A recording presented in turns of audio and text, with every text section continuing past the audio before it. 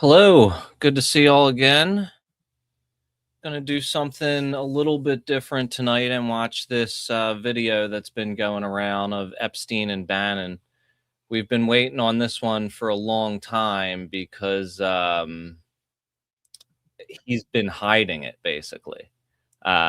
He has like 15 hours of footage or something like that, and you know his story initially was that he was making this documentary about how much of a terrible person Epstein was.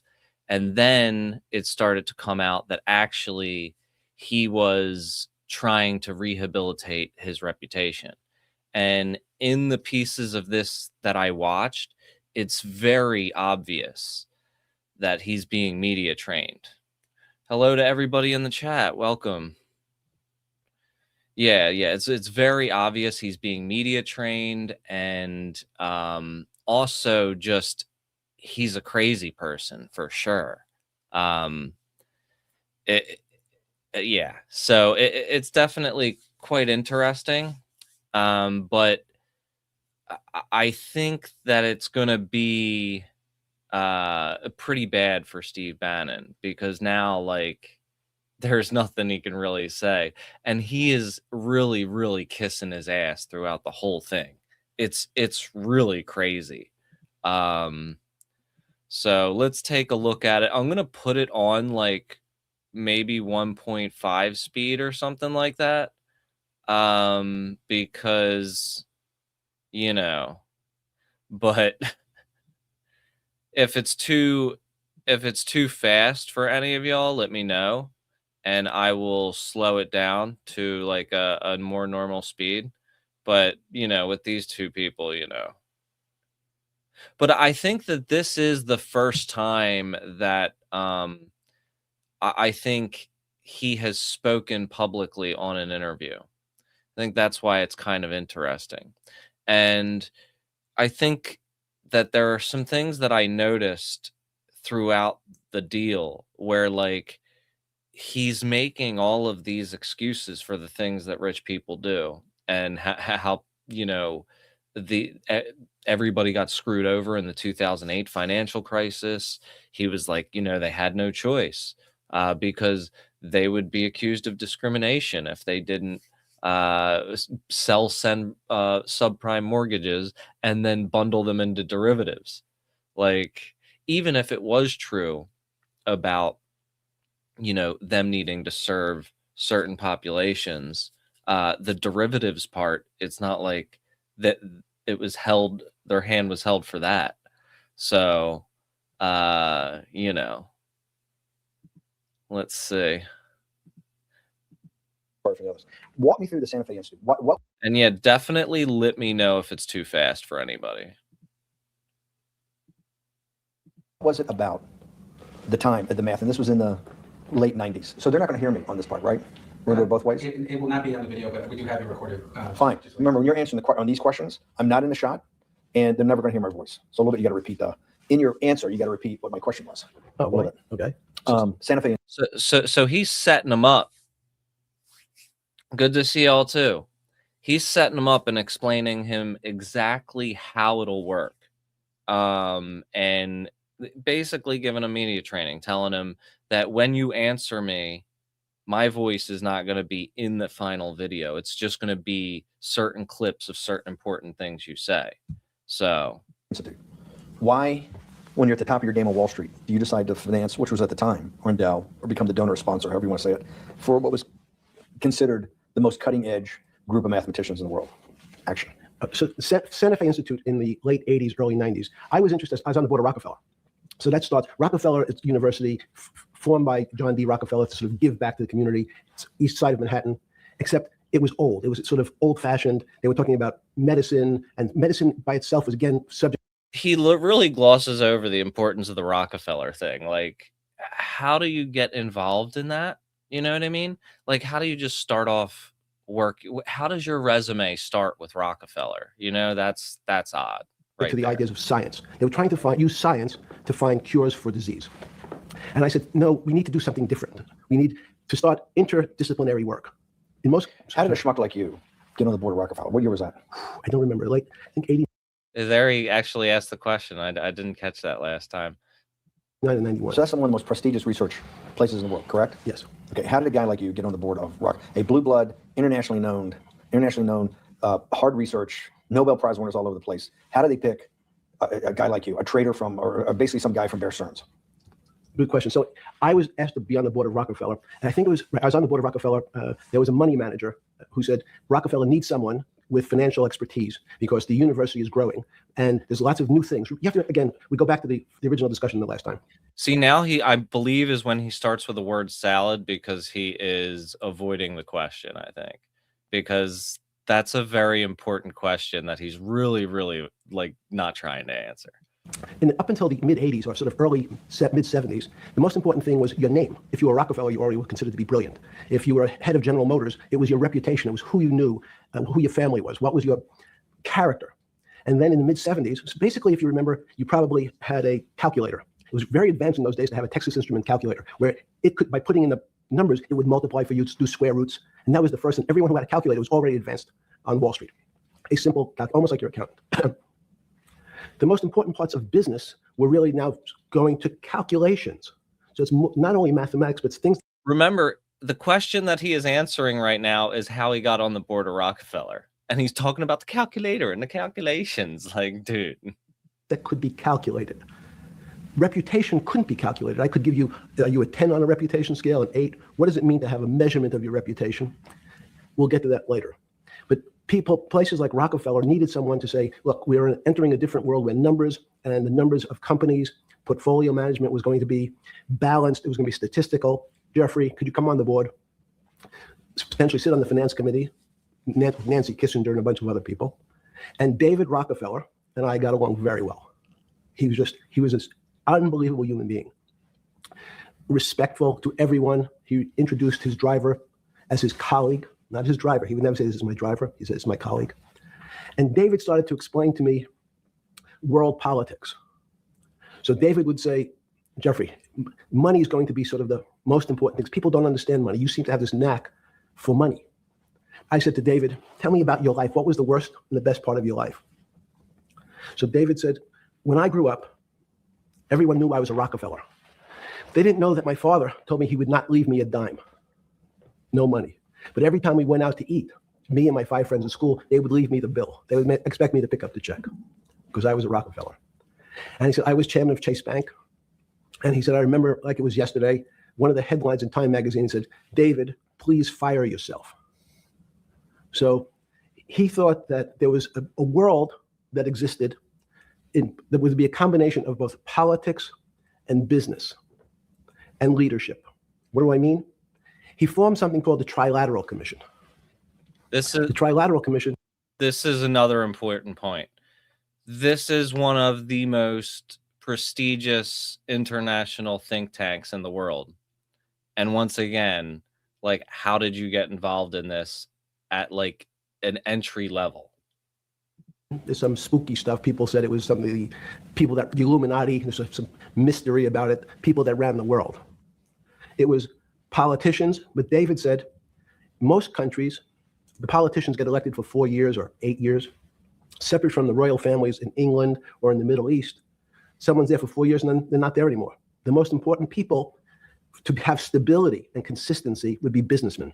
So he formed this Trilateral Commission of businessmen and politicians from 3 major continents. So it was the North Americans, the Europeans, and the Asians. So he said to me, would you like to be on the Trilateral Commission? No, I was 32 years old. I said, great. And he said, well, you have to fill out this application so they have your bio. And I looked at the list of people, and it was Bill Clinton, former president of the United States, Paul Volcker, every great leader in America, the Asians, the Japanese.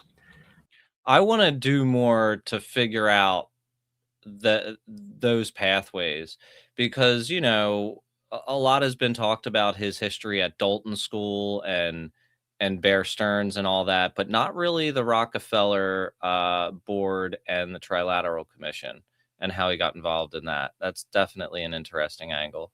And with a very long description of their history. And they asked me to fill in what I would like to have written. And I wrote Jeffrey Epstein, comma, just a good kid. which I thought was funny. Nobody else did. So answer to your question, at that time, I recognized around the world that monies and currencies were not really well understood. But again, it was only numbers. So numbers, and I'll get to the fact that it was bad thinking. Numbers are very good. Are most people that you meet, even on Trilateral Commission, when you meet most people, do you find most leaders financially illiterate, economically illiterate? Most political leaders don't come out of a background of finance. Most political leaders come out of a background of being popular. So in some of the countries, in some of the African countries, for example, they might have been a military person. They were a general. In some of the African countries, they might have been a disc jockey. Or in our country, they would have been an actor. The knowledge of money isn't, they don't have expertise. They have no degrees in finance. They really, and this is one of the major problems. Their expertise, if they have any financial knowledge, is of their own checking account or bank account and filling in their own taxes. So many world leaders who don't really have a financial underpinning make fundamental errors when it comes to money on a country or institutional level. Let me give you an example. If you, Mr. Bannon, if I said your assets increased last year, you'd say, that sounds pretty good. And I said, what does that mean to you?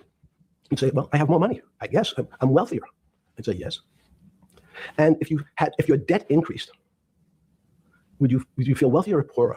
This is so ridiculous. The fucking tangents that this guy is going on. You say, well, I don't want from simple questions. To have increased debt. I don't like the idea of that sound, increased debt. Now, that and world leaders understand when their assets go up, they feel better.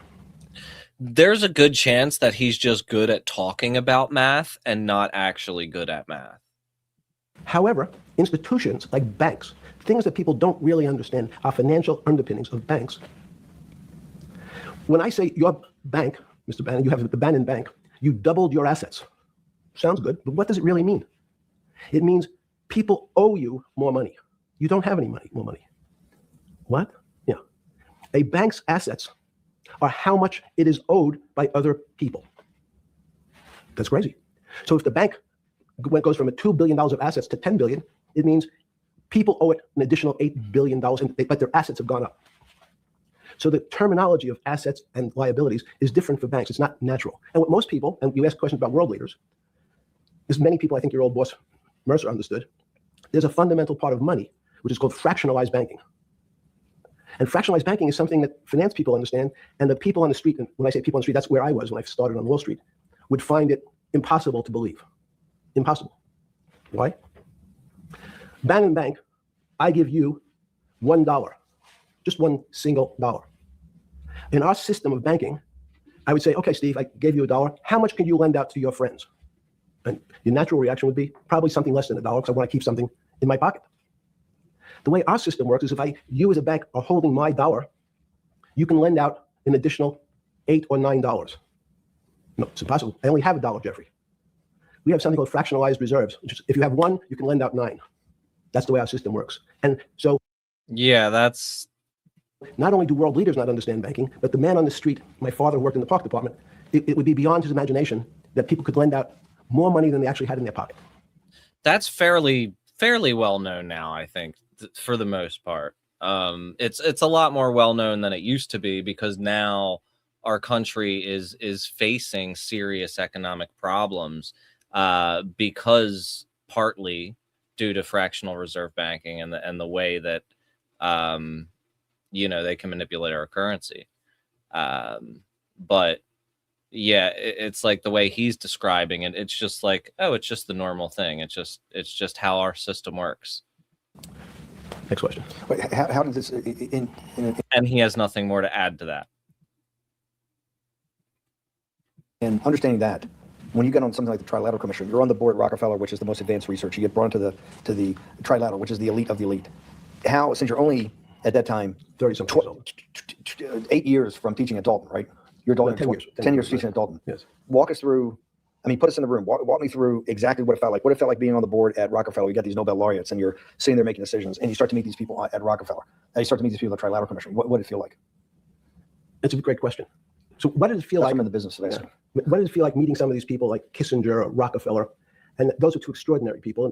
But in general, I think the question, the people on Wall Street, I tell the story. The first day, one of the first days when I was in Wall Street, someone said to me, would you like to buy ATV? And I was looking in the brochure, and I couldn't figure out what stock had a symbol of ATV. And when I finally said, well, I can't find it. And they said, what's the matter with you? Do you want to buy ATV? Which is, he was selling hot televisions, stolen televisions from the floor of the American Stock Exchange, referred to in common parlance as the televisions fell off the truck. So I knew what that phrase meant from Coney Island. But what I found was most people, what be it in business, in normal life, or in the world leaders, don't really understand money. It is something they think about.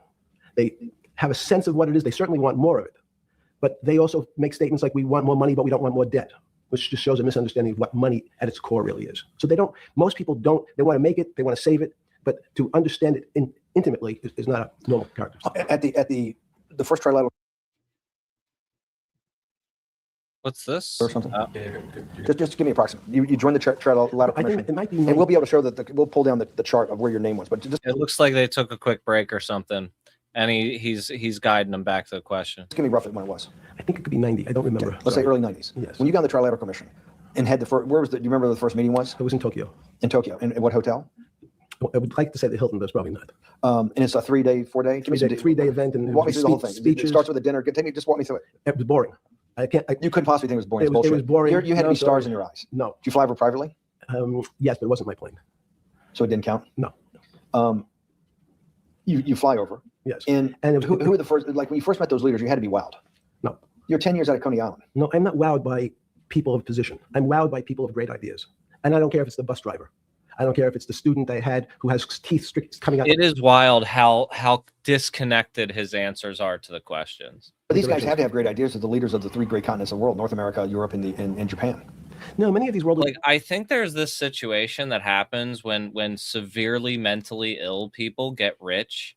It's just there's all these sycophants around them, and they just continue on with it like they're geniuses. leaders become world leaders because they're I mean, look at Elon Musk. popular and they were able to get votes, or they were able to convince people to vote for them. I learned later.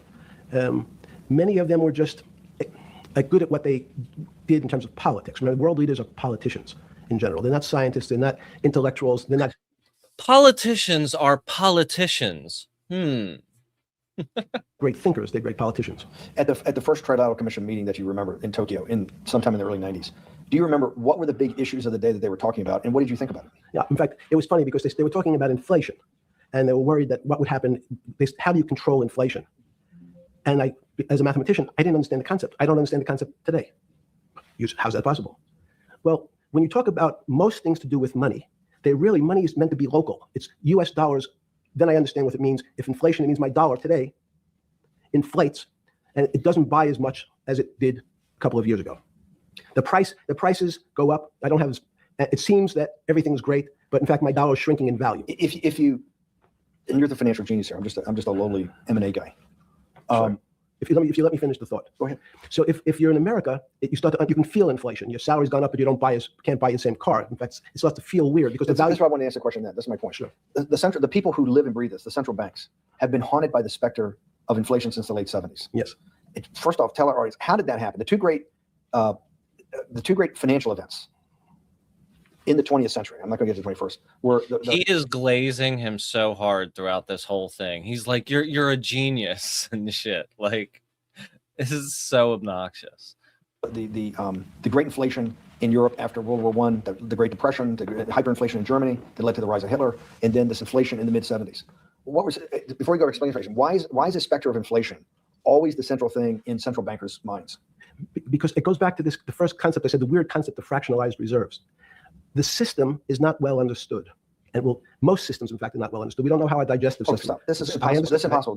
The world banking system, the world currency system, the world monetary system has to be so well understood by the Greenspans of the world and the Bernankes of the world and you, right? The currency traders, the guys making billion-dollar bets every day, the legendary guy on Wall Street in the late 90s, Vassalin brothers.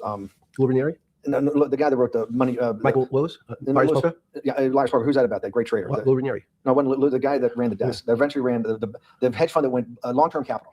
Yes, I don't remember. Who's the guy? I don't remember. I'm sorry. He's talking about the Big Short guy. Neither one of them know what's the guy's name? Michael Burry. That's what the guy's name is. That's the name they're searching for.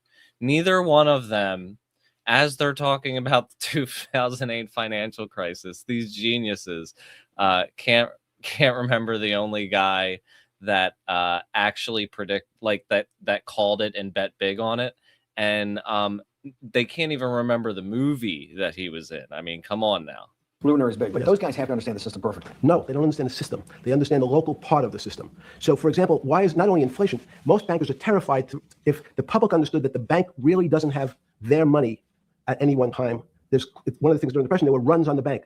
The reason the banks don't keep much money in the actual bank is they assume that not everyone's going to want their money on the same day. So it's not really the fear of inflation. The fear is a run on the bank. Everybody wants to take out something that doesn't really exist. Inflation is tied to interest rates. It's a more complicated example. But when your money doesn't buy the same amount of product this year than it did last year, if it buys less and less, like it happened, you use the term hyperinflation. There's certain countries that are not managed well, like in Africa at the current, a $100 billion bill in Zimbabwe is worth 1 American cent. That's the perfect example of hyperinflation. It goes up, it doubles every day. So people are afraid that their value in the system starts to break down. But so if I said to you, does your doctor understand your body system? You'd say, well, I hope so, because I want to keep me healthy.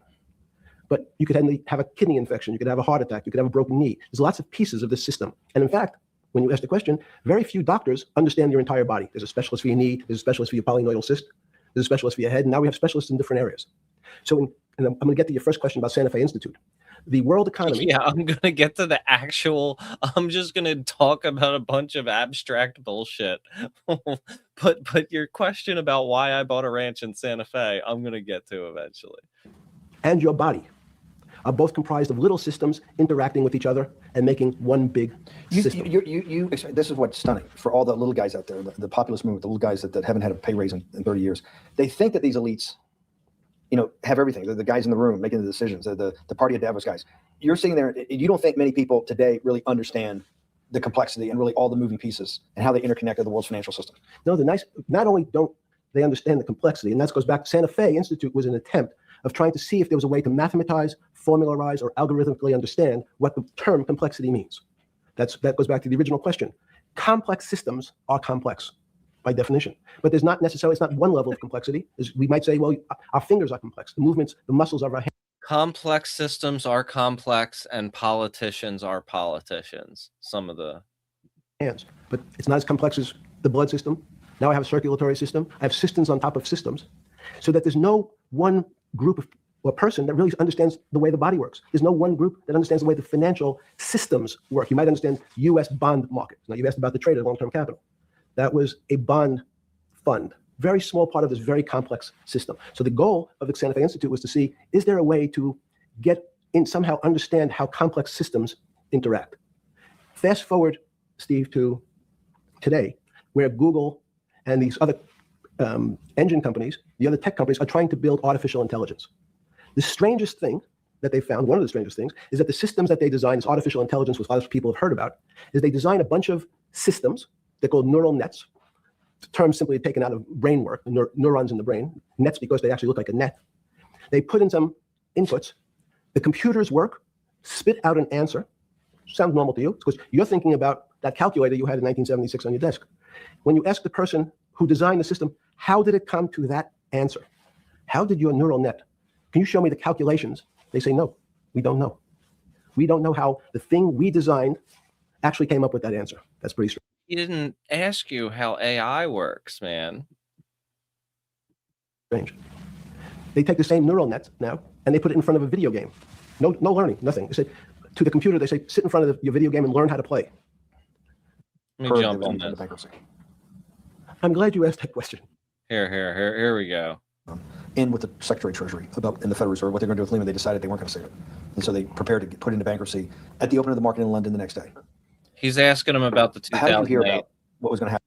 Financial crisis now, which was the one of the interesting parts. This was I'm trying to think. I'm pretty sure it was before it maybe 2017. I think that this was. around that time. It was when Bannon had a falling out with Trump. It was during that time in the first administration. The Lehman Brothers, and what did you immediately think when you heard they was going to be put into bankruptcy? I'm glad you asked that question. I was in solitary confinement September 14th. And again, some of the public stories about the wonderful time I had in jail and my work release, which didn't come until months after. I'd been there since June in an 8x10 cell with a bed in the back, a 6-foot bed in the back, a chrome sink with a toilet attached to it, and a little piece of metal sticking out that was supposed to act as a table. Now, since I was in jail, there were no books. Why? There's no library. No library, but you're in jail. No, I was in jail, not prison. So in jail, I was in a place that was called the Special Housing Unit, which is for the roughest, toughest, meanest people. They put me there, they said, for my own protection. So I was in an 8x10 cell with a little slit in the door where they would serve my food on a tray about 9 inches by 4 inches. And then as soon as I finished eating, they'd take the tray and close it down. And one of the guards said, do you understand there's Wall Street's crashing. I'm worried about my pension fund. What should I do? And I said, sorry, Wall Street's crashing? What's happened? And he said, there's some crisis and some companies are going bankrupt. I said, are you sure? And he said, yeah, it's all over the papers. We're all terrified. We're going to lose our life savings because we have either a 401k or our pension funds. We don't know anything about money. Mr. Epstein, can you tell us like what's going on? Am I going to be able to afford my children's education? Am I going to be bankrupt like this company called Lehman Brothers? And there's another company in the front page today called Bear Stearns. Oh no, I said. Why? Because that's the company I was a partner in. And in fact, that was the company I had a very large investment. He worked there and he had an investment there. But if he worked there and he was as high up as he was, it means that he probably was one of the people that orchestrated the 2008 financial crisis or was among the 100 or few hundred people that were involved in that shit. So, there's a great story. I didn't have my Wall Street Journal, but in the early mornings, you're allowed to make 2 phone calls, collect. And when you pick up the phone, you can dial a number, and when the person picks up, they say, you're getting a call from the Palm Beach County Jail. Will you accept reverse charges? And the person either says yes, and the call goes through, or the person says no. The person I called was Jimmy Kane, the president of Bear Stearns. And I said, tell me what's going on. So that means that person, that president of Bear Stearns that he just named, was aware that one of his top people was in jail, had to have known why he was in jail, and is still picking up his phone call in the middle of a financial crisis. That's just something to definitely point out. My knowledge of the financial crisis happened with Jimmy, who was at the center of the storm, telling me about what Lehman had gone under, and they were trying to figure out a way, should they bail out Bear Stearns? Did it strike you at the time of the mess you had made of your life to be in a situation that you're one of the greatest financial minds in the world, looked at by world leaders and asked your thinking by the most prominent, important people in the world, and here you are in solitary confinement. You got to make a collect call. The glazing that he's doing is gross, man. To somebody, did it strike you at the time how all the threads of your life had come together and put you in a position, or you would put yourself in that position? As one of the smartest financial people in the world, didn't you think it was very dumb to be in prison? No. So it never struck you when you had to make one collect call, one of your 50% of your collect calls that day, you call the president or the head of the CEO of Bear Stearns. The biggest financial event in your life is taking place, of which one, every important person in the world would be seeking your opinion. Number 2 would be a once in a lifetime opportunity to apply your craft. Number 3, it would be a once in a lifetime opportunity to make money if you were smart, and obviously you're smart. You're telling me here, truthfully, that it never hit you at all of how you'd ended up in a place where you had to make a collect phone call from a jail cell that was 6x9 with a steel bed and your food being passed into a slot. The question you want to ask is, who was the other call to? Okay, who was the other call to? The other call was to my friend at JP Morgan, who was then, I didn't know at the time, trying to buy Bear Stearns. So at one point, I had 2 phones. It was difficult because they're afraid people are going to hang themselves with the phone cord. So they don't actually come together and they're pretty short. So I was actually going between 2 phones talking to Bear Stearns and JP Morgan at the same time. So I found it amusing. And it never struck you about how to end up in a situation like this? No, that would be probably means I would be too self-aware. You can't possibly expect me to believe this. I know. I don't believe it. You're telling me that during that day, you never had a moment. You sat there and go, what the fuck have I done with my life? I'm in a 6x9 jail cell when I should be on a train desk, or I should be in my $250 million, the greatest townhouse in New York City, taking calls from the king of Saudi Arabia, the president of China, the head of Russia, the president of the United States, to save the world's population from a financial debacle. You're honestly expecting me to believe that never happened. You're suggesting I was somewhat depressed, and how could this happen to me? I'm not saying depressed. I'm saying a moment of awareness of how could I get myself into this situation. No, I would just say how strange that this happens. It's strange. I'm wearing a jumpsuit and flip-flops. What color was the jumpsuit? Brown. Brown jumpsuit. Yes. I notice I don't see you in a lot of brown. No. Brown jumpsuit and flip-flops. Flip-flops, yes. With no access to books, no access to newspapers, no access to anything. You had lived on information. Except my Almond Joy bars. I had extra Almond Joy bars. Did you eat Almond Joy bars and things like that because you're afraid of what the cooks did to your food? Yes. Is that because of that you were in for the crimes that you were in for? No, it was just because, in fact, it was because you're wealthy? Yes. How did you know that? Well, people would constantly come if I was passing. Did you just hear that? He said that people wanted to kill him in prison, not because of the crimes that he was in there for, but because he was wealthy. And then Bannon is like dancing around the issue and saying, not naming the crimes that he's in for, and then just saying, oh yeah, people that do your kind of thing, like why I would have to go for my medical. People would either ask to borrow money or make some other types of comments about it. And in the beginning, what were the comments? At the beginning, what were the comments? It serves you fucking rich guys right that you're here next to me. There was nothing about your crimes. No. So all this rumor you hear all the time about people in prison that commit the type of crimes you commit, you're saying in your personal thing is not true. No. It was all because you were rich. Yes. And it was all because they wanted to borrow money. Or get advice. Yes. Where they get advice to go long. Yes, you're telling me in solitary confinement. That's why they took out the lost profits guy too, I'm sure, because he's rich. They were interested in going long. Yeah. They wanted to know what does that say about human nature? Well, what I think that people find, one of the reasons they wanted to keep me in solitary confinement was they're afraid that everybody would want to know which stocks to buy. But what happened was, after this crisis, now it's on the front page of every newspaper. I don't want to lose this day. Sorry. When you first heard that, was it Bear Stearns had been kicked into bankruptcy, 6 months before? No, this is the same time. This is part of the same deal. I thought no. Bear Stearns, they saved Bear Stearns and didn't save Lehman Brothers. That's right. 6 months before they had bailed out Bear Stearns, but Bear Stearns was still a zombie. A shell of its former self. A former self, but they had quote unquote saved it. Why did they make the decision in your mind? Why did Hank Paulson in Bernanke this concept of moral hazard? Explain to the audience what moral hazard is, and why did they save Bear Stearns 6 months before, and why did the smartest guys in the room decide not to save Lehman Brothers? It's a good question. The real issue is I'd have to go back when you have these systems to the way your doctor responds to any type of emergency in your body. If they might decide to save your kidneys and let your gallbladder go because your gallbladder is less important to your overall system. If at that time, even it's not that long ago, the boogeyman was when said, well, what really happened? Jeffrey, what really happened? What is this financial crisis? And some of the progressives and the right wing blame it on the banks. It was the banks' fault. And it's the fault of this very esoteric, unknown concept of derivatives. It was really the derivatives that caused this financial crisis because it was 100% the derivatives. Like, you were creating like money out of thin air. You were using people's houses to gamble.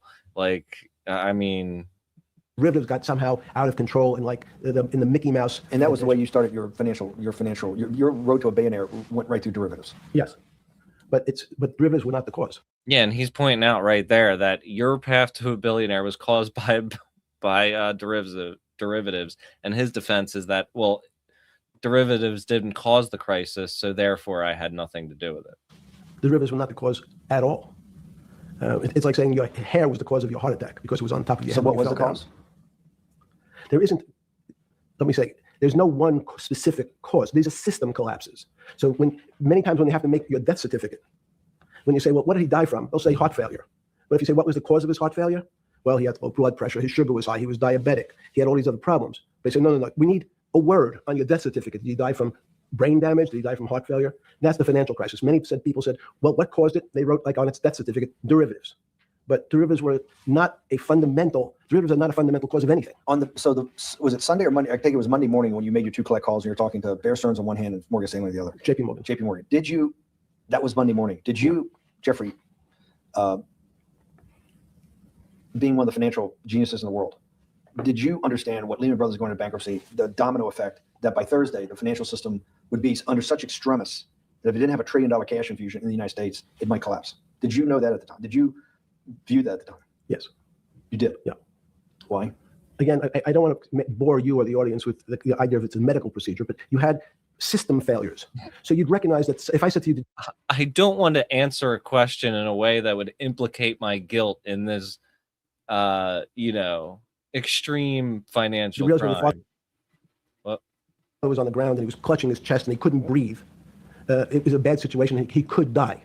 That's how I saw it. Did you immediately think about the commercial paper market? I mean, the mechanical triggers that actually you had to blow through these circuit boards. Did you know the circuits? Did you understand the circuits, or did you have a concept of the circuits that were going to get blown through? Yes, but only because of an analogy to a body. And in fact, from my telephones against the wall with my little metal wires, because the next day I talked to another person in Washington about the issues of what I thought was happening, and I made the same discussion about They were at the Treasury Department? Yes. So in a 6x9 cell, the phones were outside the cell. In Palm Beach County, California. West Palm Beach, Florida. West Palm Beach, Florida. That's what you just died. West Palm Beach, Florida. West Palm Beach, Florida.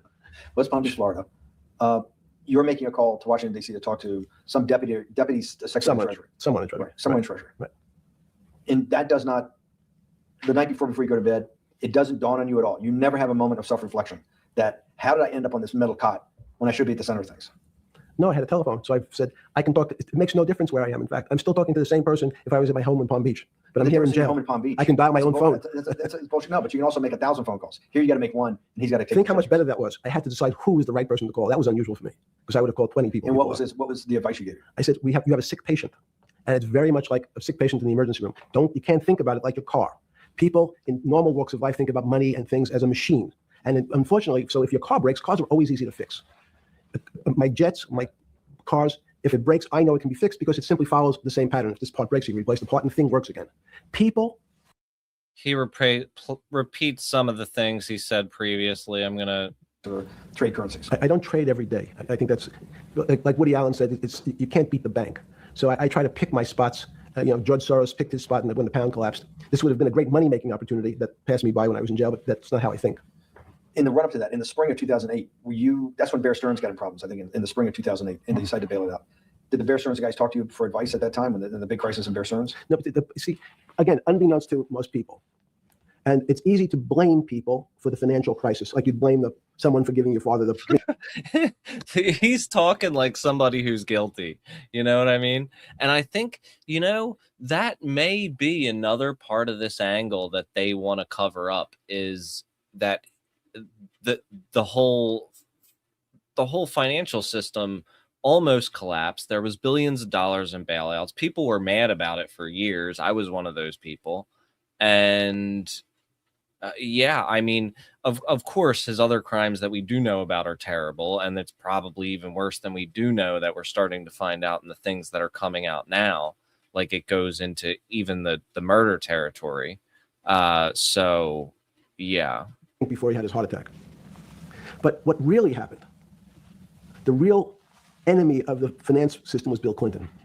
And if you ask me what and who caused the financial crisis, I would tell you it was Bill Clinton. Okay, so this, I believe, is rehearsed because we got to remember what the purpose of this is. And I don't like Clinton either, like, trust me. But what they want to do here, if you remember the emails that went between Bannon and Epstein, they were talking about how, we're in this anti-culture cancel culture era. And, we're going against people who want social justice and all this. This is what they said in their emails. And they said, so we can probably bring you back out here in this kind of like anti-Me Too culture that has developed in the MAGA world. And we can actually turn you into a figure that the MAGA demographic will actually be happy with and actually like. And there were even talks about him having a cabinet position in a future Trump administration. And there was also, definitely emails where it was discussed that he had something to hold over Trump's head. Because of what Bob Rubin and he did to deregulate the financial system? No. Because as of the last time we had our 60-minute interview, you talked to me about home ownership. And you asked me whether everyone should own a home. And I told you, no, it's too risky. So the financial collapse of 2008 is because of hardworking African Americans, Hispanics, and whites who wanted to have an ownership stake in the society that all rests on their shoulders. They're the culprits. No, not at all. Okay, then I didn't say they were the culprits. I was pretty clear it was Bill Clinton. Okay. And why was it Bill Clinton? Because Bill Clinton wanted to get votes from those people. And he sold them the idea that instead of renting in a house, and historically the values of houses have gone up, and he said, you guys in these local communities who haven't been able to afford a house before, I'm going to show you a way. I'm going to give you a way because I'm sure I'll get your vote that you can own a house because I want your vote. So what we're going to do is I'm going to let you buy a house, Mr. Bannon, when you're right on the border. Maybe you're not even on the border. Your credit is not good. Okay? Let's be honest. And it's not my fault. It's not Bill Clinton's fault. But whatever happens, at the moment your credit score or whatever it is, your credit's not good. It actually probably is specifically your and Bill Clinton's fault, actually. Good. Now, normally, you come to me and you want to borrow money. I'm a bank. And I say, I'm sorry, Mr. Bannon, I can't lend you money because your credit score is not up to where it needs to be. Hopefully, if you work harder and clean up some of your problems, it will be. But no, what I say to you is, I'm going to figure out a way to lend you, not give you. I'm going to lend you money anyway, though you don't have a good credit score. And don't worry, I'm going to get rid of the term that you don't have bad credit. Bad credit sounds pejorative. You don't want to be a person. Sounds judgmental. Yeah, it sounds judgmental. So what we're going to do is we're going to call your credit situation subprime. Oh, nobody knows what that means. Subprime. That means prime. See, there's two aspects of this. Like, you could either focus on the subprime mortgage fact of the fact that people can get lower rates, or you could focus on the derivative part, which is the extremely crazy. I don't know what word other to use than derivative. It's like a fake instrument, a fake financial instrument. Subprime is not good credit, less than good credit. So we'll call it something that people really won't follow. And we'll tell you what, we're going to have people lend you money, though you are a subprime borrower. And I will figure out some government agencies to guarantee your loan, though I don't think you're a good risk. So the banks say, no, we don't want, initially. The banks say, sorry, this is too risky, Mr. President, for us. We're in the business of managing risk. It's not our money. It's the hard-working people's money sitting in our bank. We can't lend to people whose credit is not prime. You're asking us to lend to people who are subprime. And he says, here's the key, if you don't, Mr. Bannon, I'm going to make sure the Justice Department charges you with discriminatory lending because you refuse to lend to my subprimers. In business terms, you should never lend to. But I don't think that was an actual law. I don't think that was an actual law. You could, it was discrimination for, not selling people of a particular ethnicity or race, but not because they didn't. Yeah, that's weird. What we'll do is I'm going to form an agency called Fannie Mae and Ginnie Mae, just another agency names. They'll guarantee your loan. So don't worry. Don't worry. You don't have to pay it back anymore. Even though and maybe you don't even have to work as hard anymore. That's probably a harsh statement, but. Yeah, that's a perfect way to articulate it, Rainbow. They bundled a lot of mortgages together. No one could sell them because no one knew which ones were good, and they all became toxic assets. Yeah, so like if it was just the subprime mortgages by themselves, the ones that couldn't be paid wouldn't be paid, and the ones that could be paid would be paid, and there wouldn't have been a problem. But because they bundled it together and created this fake financial instrument, it created a nightmare. These players, these two big firms, Fannie Mae, will guarantee the fact that that bank will receive its money. Now, the bank says, wow, best deal in history. I refused to lend to Mr. Bannon, but now he has the big brother, his Uncle Sam, He went to his Uncle Sam, and Uncle Sam says, I'm guaranteeing it. The bank says, I want everybody. Give me as many people as you can give me, because Uncle Sam is the best credit in the world. Not only that, it's not the United States government. We'll take it all. We'll take as much subprime as we can handle, because it's the best investment for the moment. It's a strange investment because it has politics that has inserted its way into the numbers. Politics doesn't belong in the markets.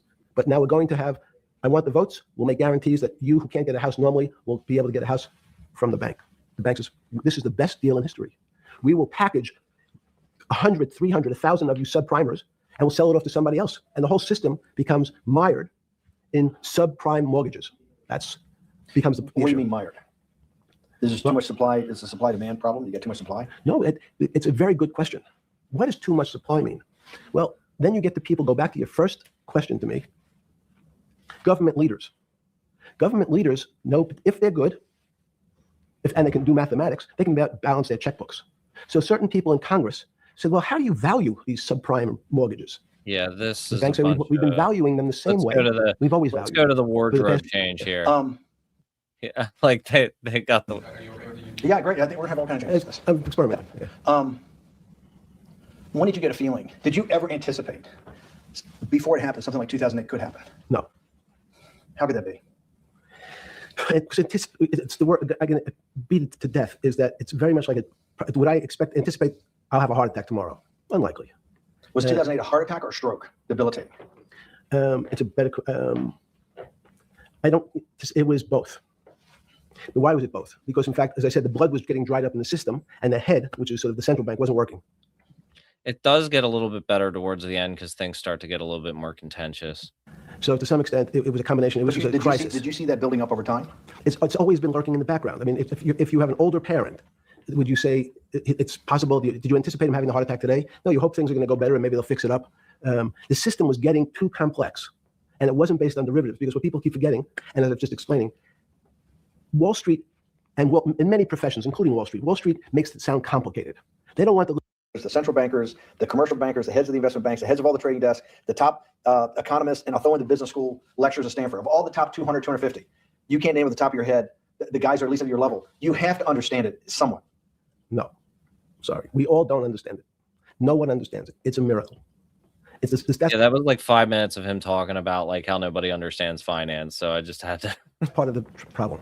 It's impossible to understand. That word "understand" simply means if this happens here, that will happen there. It's predictable. Understanding means it's predictable. It's not predictable. That's the problem. It's in complex systems. That was the fascination. Is there a way to tease out some level of predictability? So no. In fact, you would ask the question. It's a great question, which was it a stroke or a heart attack? Now, most people don't know that before they're going to have a stroke, they had a stroke. They just have a stroke. Do they understand why? In hindsight, you go back and you can make lots of explanations. It might sound good. And if you're talking to the working man, you're using language that he'll never understand. It's complex. So he, just like going to his doctor, he says he has a gastrointestinal problem, he has diverticulitis, as opposed to saying, you had a stomach ache, you ate bad food. People don't like to say it in normal, everyman terms. The system had a stroke, and we don't know why. But okay. Hardworking people, and there's a great social benefit, would you not agree, with people having ownership in the system? When you say ownership in the system, it doesn't mean. Let's start over. Okay. So flip over your phone too, because Yes. I don't want anyone to see Yeah. it on your phone. So maybe flip it down or something. Yeah, Who knows what the fuck comes up with that? that's correct. Which one has sent you? KSA. I can't Did you just hear that? not believe I've got the magic moment when you're in fucking prison or jail, wherever the fuck it is, in Crazy. solitary. He said, "Who knows what would come up on my phone?" Now, there's a funny part of that we missed, which is So go ahead, tell it. the funny part is what you asked me. Is there anything funnier than that? No, For black humor, I don't make any black comments. Sorry. You asked me what I was wearing. That's right. You're too wrapped up in the Me Too movement. Yes. So I was wearing a brown jumper and a brown pair of pants given to me by the jail with the word trustee That was a weird comment. on the back. Because you had qualified to be a trustee? Well, the funny part was it was spelled Trusty. So I wasn't really sure. I'd been a trustee in many different operations, but it was the first time it was actually printed on my back and spelled incorrectly. Probably had a higher level of being a trustee at that than you had at all the boards that you were trustees, right? Yes, because if the trustee meant you get two devices to clean your toilet as opposed to one. Yeah, but it also meant that you had some sort of personal fiduciary own responsibility for oneself, right? In the jail? Well, that's what being a trustee is. That's what they give you too. Yes, you get two cleaners. I was a trustee in the jail because I was able to teach some of the kids to help them get their GED. So that's how they gave me a trustee job. I don't There's know no- if I believe that. That might be another fiction that they created. Maybe he did, but maybe that was a term of his release or something. But like, it just sounds a little bit weird. Time. I got to go back to this because I'm like a dog with a bone in this thing. Yes, You can't. There's something deeply fucked up with you. at least something. Well, we know there are things deeply fucked up with this. You will get through in this film, Right. but you cannot possibly have to sit there, knowing that you came from nowhere, knowing that you went to the very top of what is considered outside of science and maybe physics, the thing people most admire because it's like alchemy, understanding high finance. To sit there in what will be the defining financial crisis of our time, like Black Friday and Black Yes. Monday, whatever it was in the Great Depression, and be there at that exact moment, triggered in part by a firm that you used to be a partner in and knew intimately well and created much of your initial net worth because of, and know that you couldn't, someone who lives on a phone, right? Yes. Because you do live on a phone, right? Correct. You had to make just 2 collect calls. You cannot tell me sometime during that day, you did not have that conversation with yourself of how the fuck did I do this to myself to put myself in West Palm Beach in a 6x9 cell with a metal fucking bed with a brown shirt that said trustee spelled wrong. So did I find it amazing that I was there? That's a Not better- amazing. I don't want to say it's not funny. Oh, I thought I wasn't funny. Right. But Not amazing. no, it was incredible. Incredible in what way? This- Incredible, like how do I do this to myself? No, it's as incredible as me sitting here in this house. Trump's drawing about the where he drew the women and wrote on her, or the girl basically is what he drew. It became even more messed up in the last release of files when there were literal pictures of girls with writing on them. So it's like Trump knew about that, participated in that somehow, They're both just two sides of the coin. something like that. That's how I think about it. That my life today is incredible. Do you consider yourself a stoic? No, I just consider myself a hermit. Stoics are not very happy. Being a hermit then, being in that 6x9 cell, being in the cell, qua the cell was not the problem, right? Correct. What was the problem? Eating the almond joy bars. Because you couldn't eat the food. No, right. But remember, my life is. Did that ever strike you that I can't eat the food because somebody might have done something to it? I got to live off an almond joy bar, 1 a day or 2 a day or whatever. How many ever sneak in a day? No sneaking in. Your 1 almond joy bar, it did not hit you at some time? How the fuck did I do this? No. Let's go back to the spring of 2008. Were you so wrapped up in your personal issues at the time you were not spending enough time on the financial markets, or were you deeply involved in the financial markets like you normally were? No, I was involved. So we're saying that the smartest guy in the room didn't see it coming. No, of course. The bankruptcy of Bear Stearns, you just thought was a Bear Stearns problem. You didn't see it as systemic. I know you keep harping on it, but it's not. Because you're a mathematician, understands systems. I It seems that anybody understands that they had a systemic problem. You at least be the first on the early search radar. If you're not going to see it, then I'm really afraid, because that means that I always assume there's at least a set of guys out there that have some sort of sense that something's not right. Imagine the guy who has a stroke or had the heart attack. When you ask him, did you feel funny the day before? He's going to tell you, yeah, I didn't feel right. Something was off. I didn't feel right. I had my stomach was right. I felt a little dizzy. I felt a little weak. But if you asked him the day before, do you think you're going to have a heart attack tomorrow? He'd say, no, I just feel a little weak. I'm a little dizzy. My stomach hurts. So these systems, and that's the issue of complexity. What complexity says is that, in fact, everything seems to go along, and people have seen it. One of the great examples of complex systems is sand dunes. Complexity again. In fact, the sand keeps building up. People have seen some, and all of a sudden, one more sand drop, and all the sand starts running down the hills.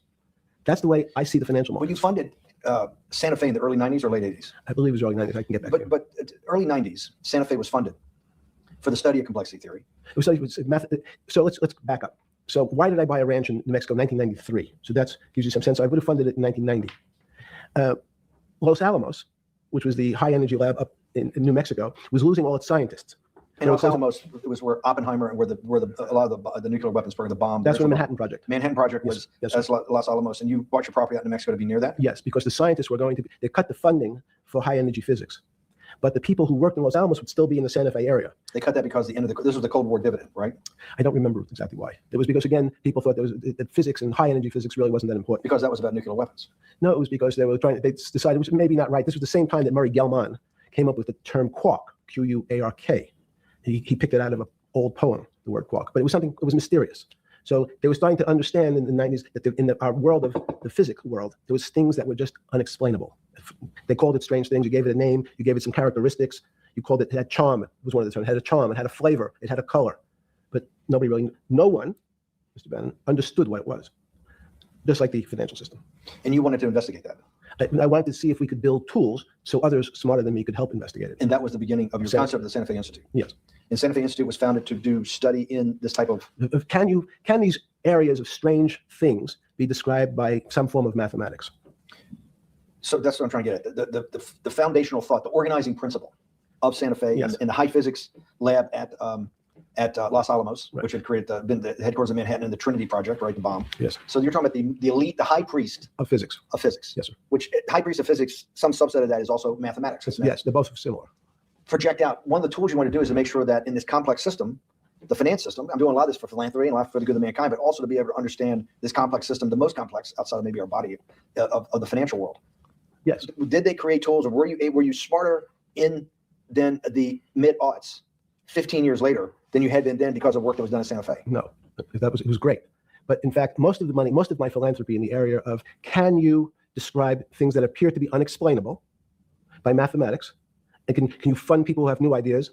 And unfortunately, when someone thinks they've been able to, there's a man, Stuart Kaufman, when they think okay, I figured out how to be able to predict the unpredictable, what appears to other people to be unpredictable. But my system, in those days it was called genetic algorithms, can predict what things will happen, and they all want to make money. So they use their systems to try to figure out, they know they have figured out the way to make money because they figured out the unexplainable. They try, they go bankrupt, and we start again. So with a cold view, what I've come to realize is that the attempt to mathematize, formularize, or what in your prior work, to understand what really is, in today's world, still unexplainable, is impossible. They're miracles. Your first head of Santa Fe was Christopher Langdon, I think. Langdon from But Australia. Murray Gell-Mann was, Murray Gell-Mann was the funder. He was the rock. Yes, he was the rock. He was a Nobel Prize winner? Yes. Yes, and a wonderful guy. He came out and helped us with the Vice for 2 project. He came with Chris Langdon. Yeah. Chris Langdon was the operator, the day-to-day Chris guy. was doing artificial life. Right. Murray tried to lead his own artificial life. Yes. When Chris came to the Vice for 2 for the first big conference we had in 1994, he was one of the most impressive guys there among all the world's elite. The other thing to notice is you could tell because of the fact that he knows that the moments where Bannon is speaking and when he is not, those camera things are not, those clips are not going to go in the final documentary. So you can see him constantly change back and forth from what he is probably really like right here to the fake face that he's putting on for the camera, which is actually quite interesting because it is the raw footage. But I also think that since there is 15 hours, I do think they put out the least incriminating one, probably.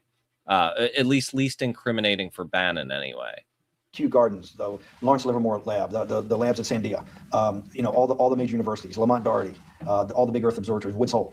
What set Langdon apart, I thought, and the reason I invited Santa Fe to be part of it, was Langdon actually made a presentation that everything, and he was making this to scientists, a lot of marine biologists, a lot of people that were just beginning, Wally Broker and people who were just beginning the study of climate change, at that time called global warming, that he made this compelling presentation that everything's really mathematics. Yes. It's all just back to math.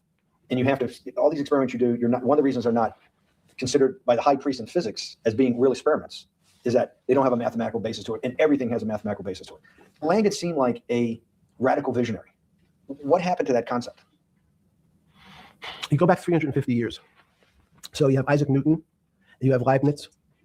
Move forward, you have people like Heisenberg and Gödel, and what every one of those mathematicians and philosophers came to understand is that there's something with I know, like this reminds me of the interview that Putin did with Tucker Carlson, which was also 2 terrible people on an interview.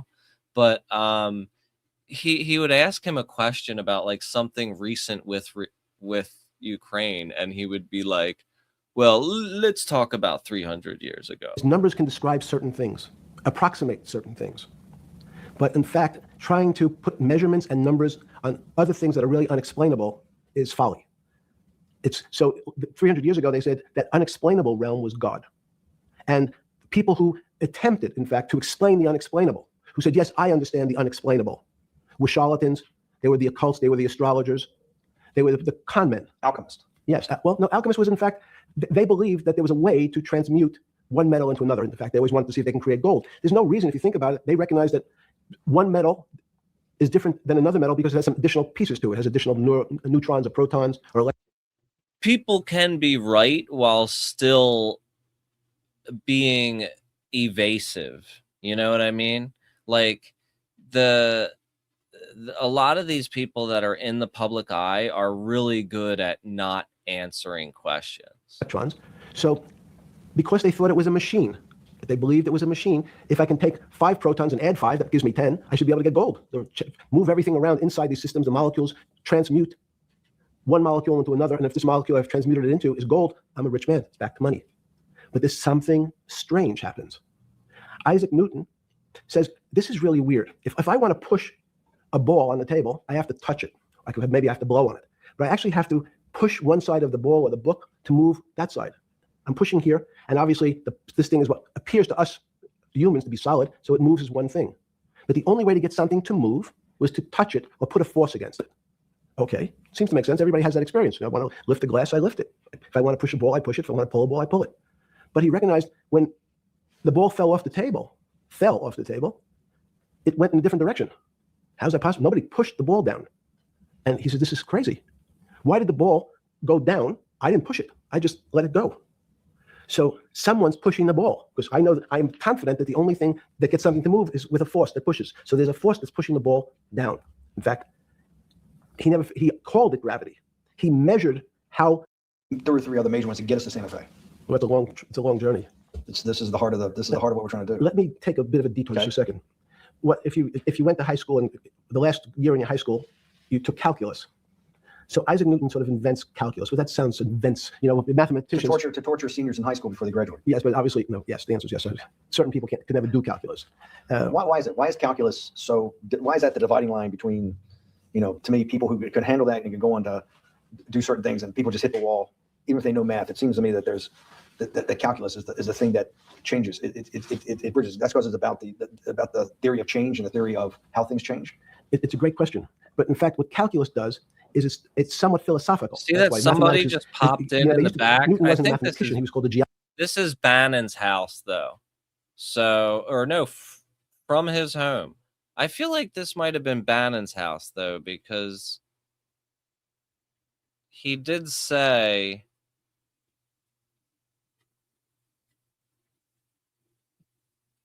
thank you for bringing me here or inviting me here. But I just saw somebody pop in the back. You can't really see him because it's blurry, but what Newton understood is many problems were like that. Many things approached the wall, or in calculus, approached the limit, but never really reached it. So he said, it's okay, you don't have to reach it. We can do lots of the mathematics as if it was so close, it was almost there. And we can do lots of mathematics almost being at the limit. And this is really important. Somebody else popping in the back there. Important, Steve, for today. Because most of the science up until today was things that are starting to approach the limit. You were taught in high school that if you had 1 divided by 0, if you remember your high school algebra, you were told, what's the answer to that? Is there an answer to 1 divided by 0? No, if you're in high school, it's like, stay away from it. It's the boogeyman. You could write it down as it's undefined. It's not able to be determined. There's a bunch of things. Zombie, that comment. It does look like that. But in fact, 1 divided by 0 is a strange things happen. It's a world of the strange. And what I'll explain to you after is that when you get 1 divided by 0, you get into a world we don't know what happens. The answer is it's not explainable. We can call it things like undetermined. We can have a convention to say it's X, Y, or Z. But in real life, we don't know what happens when you are actually at the limit. So Newton thought the same concept is that the limits were God. You got close to God, but you can never be God. He had this sort of religious interpretation.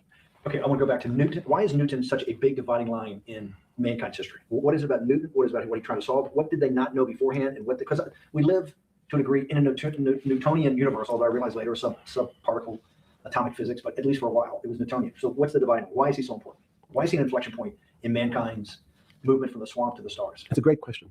The stars by Kepler. What Newton starts to allow us to do is to make accurate predictions. Remember that we've talked about that with money, about the things in our physical world, how cars, how horse carriages move, things in the physical world, and that was great advances. It also, you wanted to move very quickly. Unfortunately, most people, especially force within us that leaves when you're dead. Yes, in fact, I refer to the soul. There's obviously a certain the questions in the past, even Because during people would normally think you were soulless. So Thank you. to have you talk about you actually believe in it and have done some thinking about it is pretty shocking in its own right, isn't it? well, again, mathematics, Leibniz thought. So Newton was at Cambridge and he was the head of the math department, right? He's a professor, Yeah, essentially. But Leibniz, was Leibniz a German professor? Yes, but what Leibniz said is the soul is so strange because God took chemicals, which is simply the material, like pebbles, and he somehow made this material able to have a thought. How strange is that? Not only does it have a soul, but this some way it was put together that this material substance is able to think. So when you say to me, it's obvious Thank you for the accusation of soullessness. to everyone that there's such a thing as a soul. Now, if you're part of the charlatanville, you'll try to explain it to people. The soul I describe as the dark matter of the brain. Why is it dark matter? Because in high energy physics nowadays, you hear terms of dark matter, dark energy. Again, terminology, complicated term. Why is it dark matter? Because we can't see it. That's all. What do you mean you can't see it? Well, somehow we see something moving towards this area of darkness. Something, I can see this thing. This appears to me to be empty. It's just black, but I see it being drawn this way.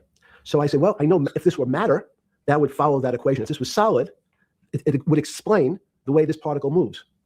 But I can't see anything here. So I'll just call it dark matter. And I'll say, I don't know what it is, but it behaves as if there was something there.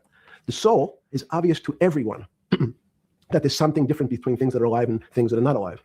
But we have no idea what it is. It's currently unexplainable. I believe we need an entirely different system of analysis to try to figure out.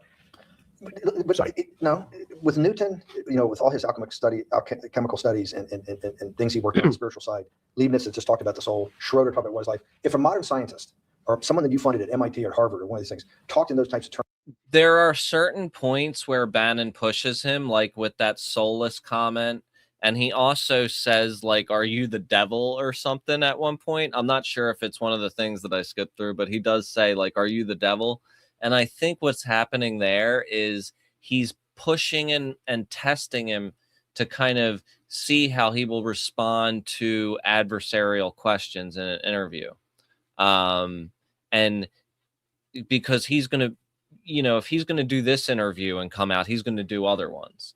And he's going to need to be prepared for the types of things that people are going to throw at him.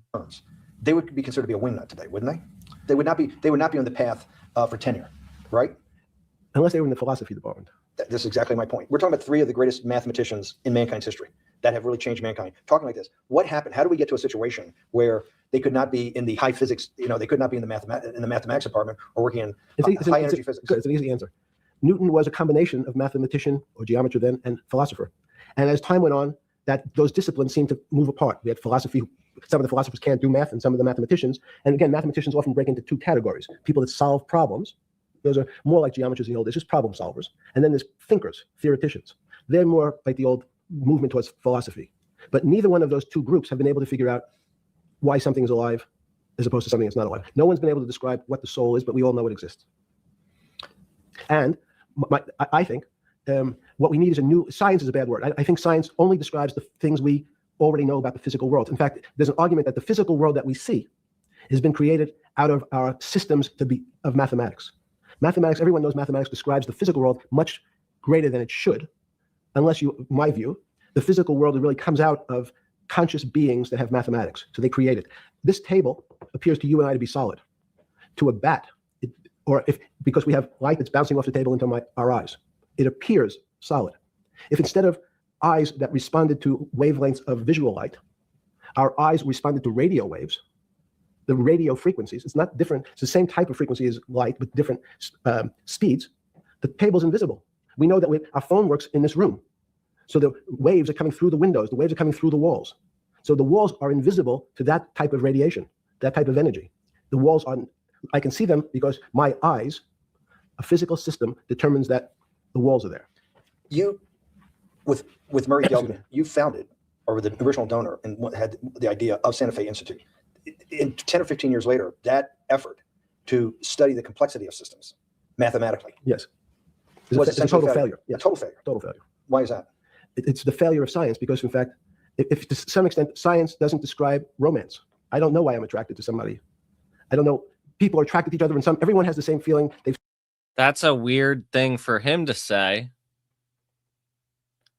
I think that's a weird thing for that guy to say. Seen someone walk in the room and said, "Oh, that person gives me a creepy feeling." Science has tried to describe. That's another weird thing for this guy to say. Science doesn't describe what creepy feelings means. They just know it's a creepy feeling. I think women, as I said the last time, have an intuitive sense. What is intuitive? They have intuition, they have feelings, and they're able to deal in the realm of things that men, especially men like myself, find unexplainable. Women have intuition. Men see things a bit differently. Men want to measure everything. Women are not really that interested in measuring. In what you're saying in macro terms, you actually think science, mathematics, maybe ultimately I hate gender determinism always, but that was a ridiculous one for sure. technology is moving to that more intuitive. I think science and math are old-fashioned.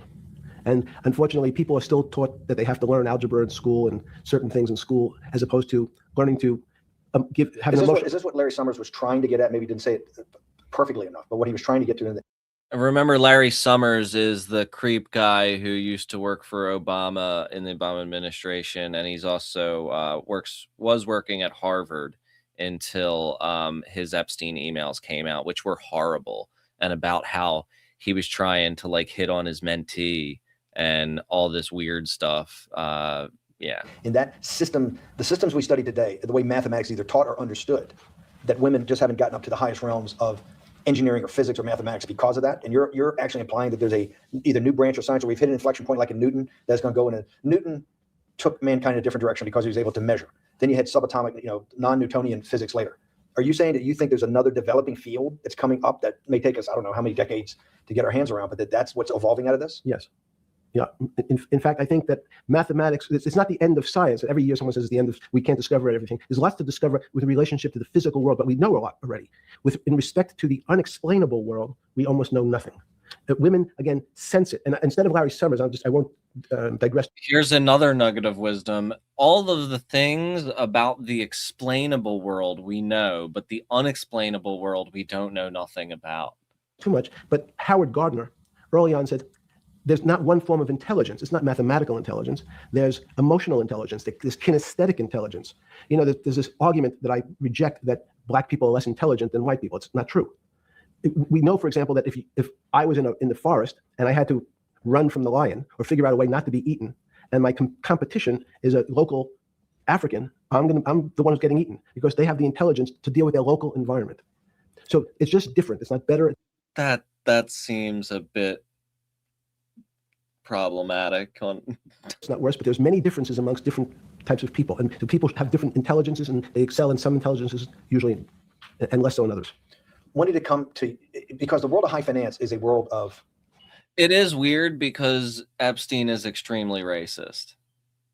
Pure reason, or is it a lot of emotion and gut checks and on trading desk and central banks when these decisions get made? Is it that high church, like the high church of science of high energy physics, or is it as much emotion that comes in as much as the mathematics and the reason?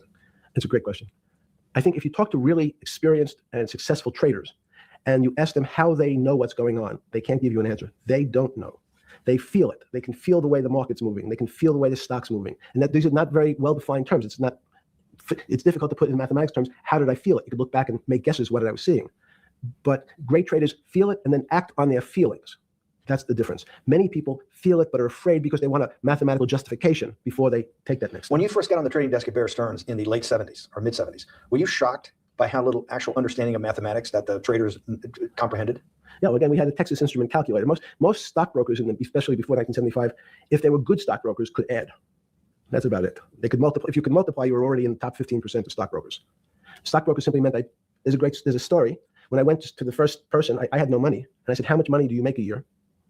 And he said, $400,000. I said, impossible. I'm making $10,000. That's probably more than your family had made in its entire existence. Yes. And he makes it in a year. I said, what do you do? And he said, it's too complicated for you to understand, which is what the main thrust of Wall Street people, they want to tell you it's too complicated. This theme, again, he returns to these same themes throughout this whole thing.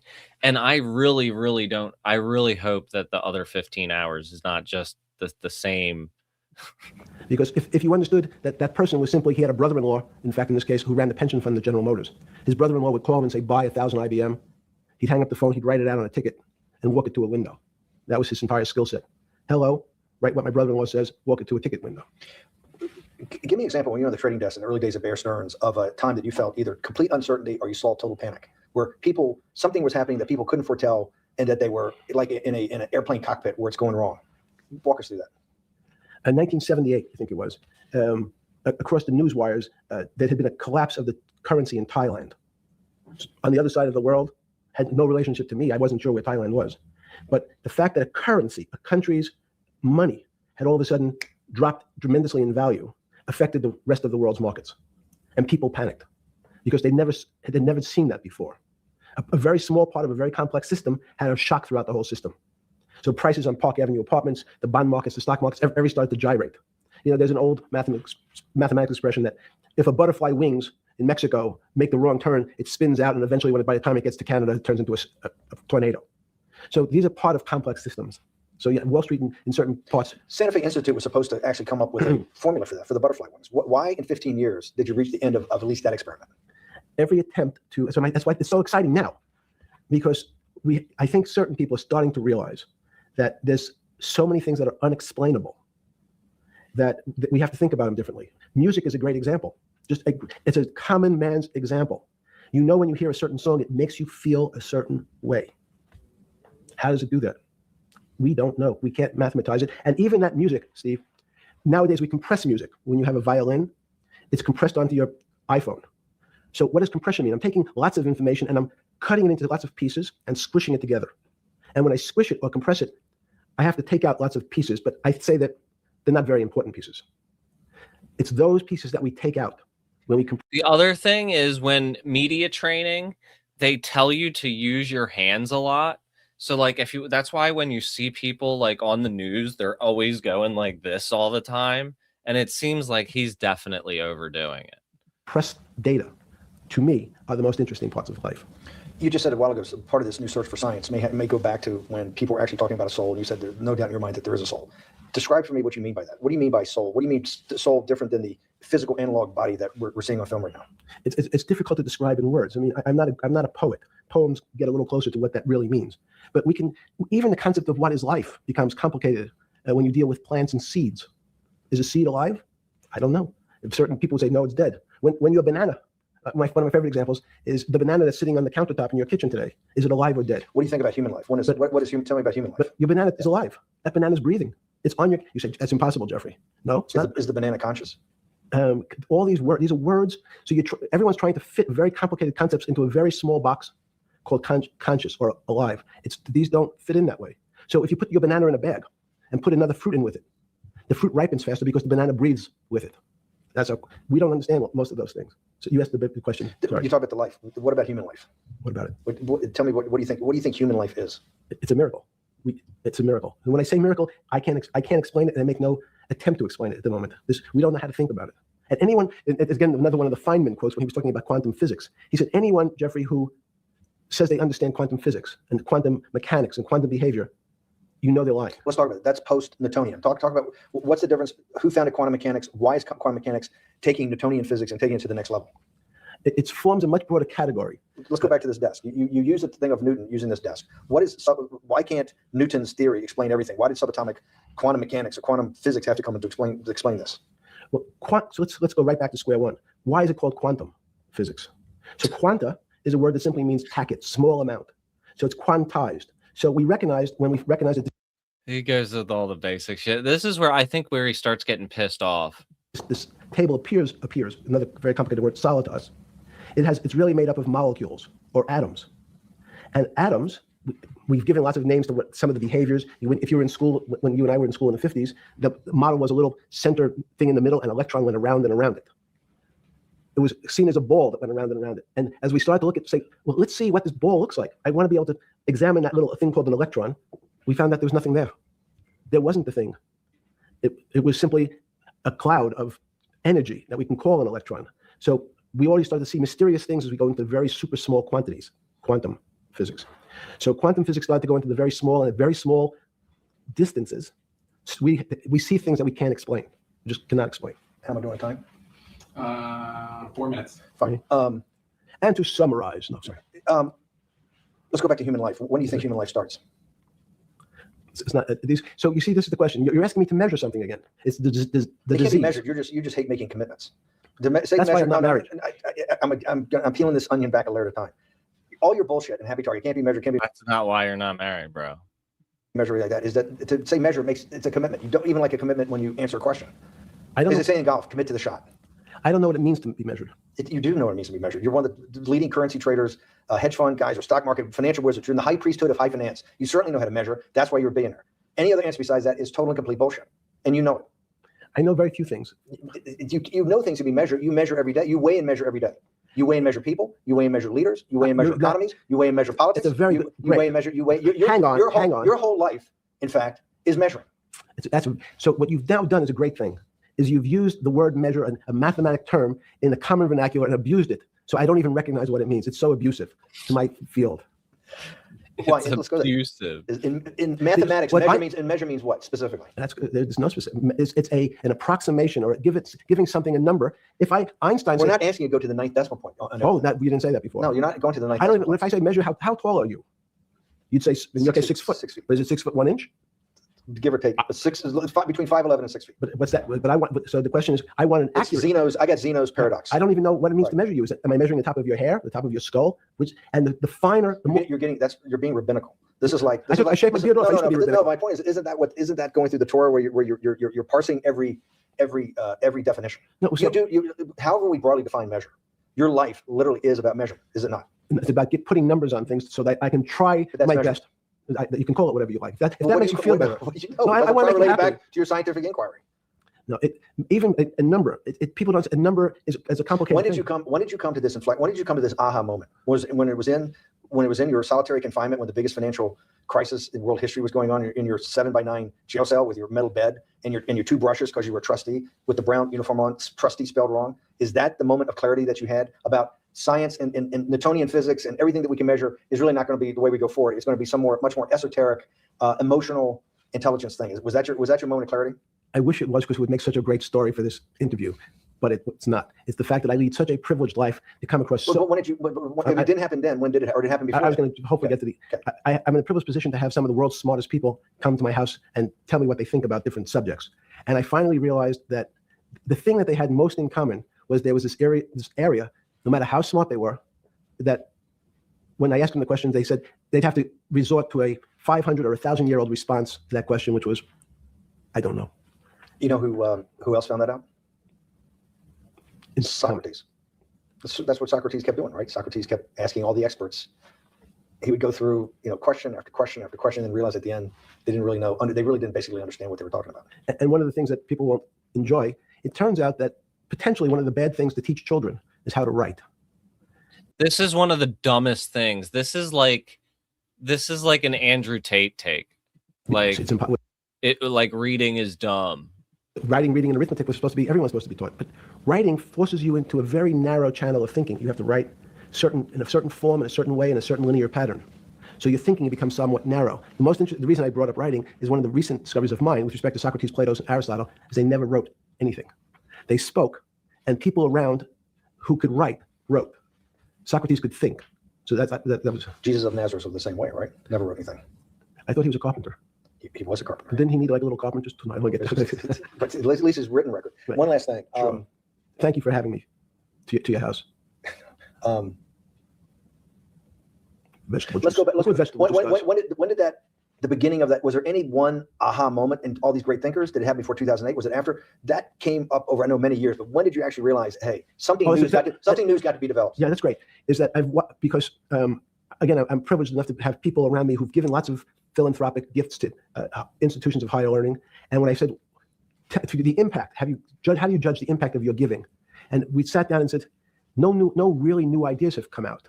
And I realized that, of course, it hasn't come out because we've been looking at using science and mathematics, and it's the wrong tool. It's obvious. Institutions that are set up and try to put forward knowledge and understanding and truth, should they take your money?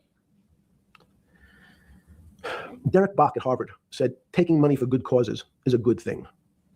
So if Hitler took all the gold out of the teeth of the Jews and said, I want to give this to Heidelberg University to fund the Leibniz chairs so that I can study high energy physics, Derek Bach would say that was fine. He's comparing him to Hitler. And these questions are questions where good people on both sides, like your Charlottesville, could differ. I don't know the answer. So tell us the two. Give us the two answers. What the one answer? That was an interesting answer too. There's good people on both sides, like your Charlottesville answer. What? It shouldn't be, and then the one answer. Derek Bach says, "I'll essentially take cash from anybody because I got so many projects, so many good guys, and this is the way I'll do it. So I'm indifferent to where the cash comes from. Money's money, and if I got good guys, I'm the fiduciary. Says these are good people. This is good research. Okay, I'll take the cash from any source, including you. What's the other argument? Let me give you. I know in my case, is your money dirty money? If you live, I just asked a question. Is your money dirty money? No, it's not. So in fact, why is it not dirty money? Because I earned it. But you earned it. We went back to this before. You earned it. You earned it advising the worst people in the world, right? That do enormous bad things, and just to make more money. So instead of asking me the question, should you take the money? Because I think it's a legitimate question. Do you think it's a legitimate question? Yes, no question. Because I think ethics is always a complicated subject. But I can tell you that with the money I gave to help try to eradicate polio in Pakistan and India, instead of asking me whether that money should be given to these children for vaccines, I think you might want to ask their mothers who received the vaccine, who know their child now won't get polio, and ask them if Epstein should have helped these people. If we walked in, you're a mathematician. We walk into that clinic where they're giving that money out to these people that are the most dire straits of poverty and sickness, and told them that the money was coming from class 3 sexual predator? Tier 1. What's tier 1's the highest and worst? No, I'm the lowest. You're the lowest. Okay, tier 1, you're the lowest. But a criminal. Yes. That the money came from. What percentage of people do you estimate? I understand you don't like probability. Do you estimate would say, I don't care, I want the money for my children? I would say everyone said, I want the money for my children. Did they know where the money came from? I think if you told them, the devil himself said, I'm going to exchange some dollars for your child's life. Do you think you're the devil himself? No, but I do have a good mirror. It's a serious question. Do you think you're the devil himself? I don't know. Why would you say that? Because you have all the attributes. You're incredibly smart. You remember the devil. Somebody knows what? The devil's brilliant. You read Milton's Paradise Lost. No, the devil scares me. Satan is at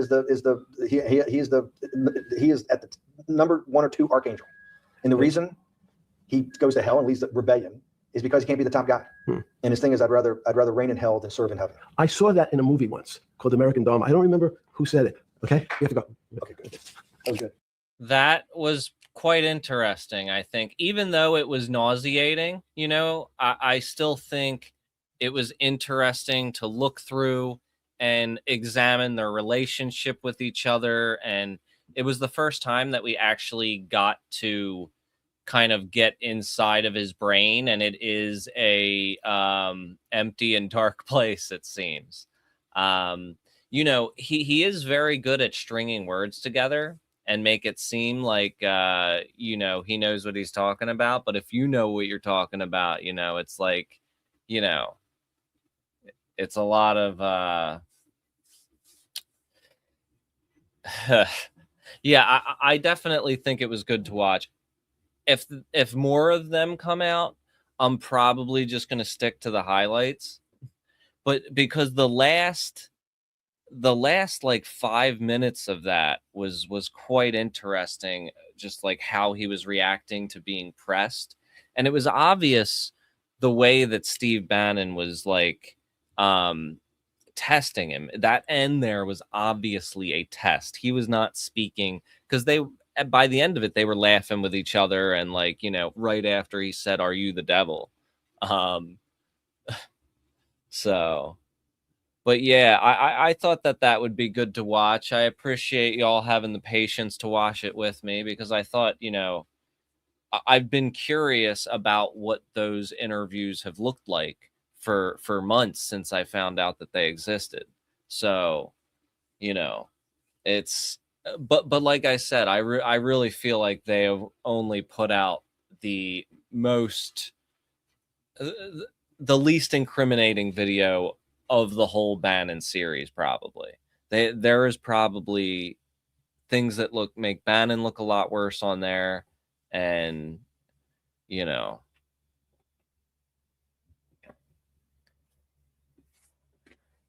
let's see, I'm just catching up on chat. Yeah, it's definitely good to see how he moves and reacts to things, for sure. It's and it's obviously fake, for sure, and I think it was cool for us to be able to point out where he was lying, what the fake parts were, what didn't make sense, which things were pointing to specific ideologies and stuff that he had. So, but yeah, tomorrow we'll get back into the actual files because there's still a lot more to look through there. And I'm sure a lot is going to be happening over the next day as far as, a lot of research has been done. I'm sure that there are going to be some more names that pop up. And I know I have a bunch of links saved too to look through. So there is that as well. But I'm going to sign off for now, and I will catch you all next time. Thanks for joining me. Peace.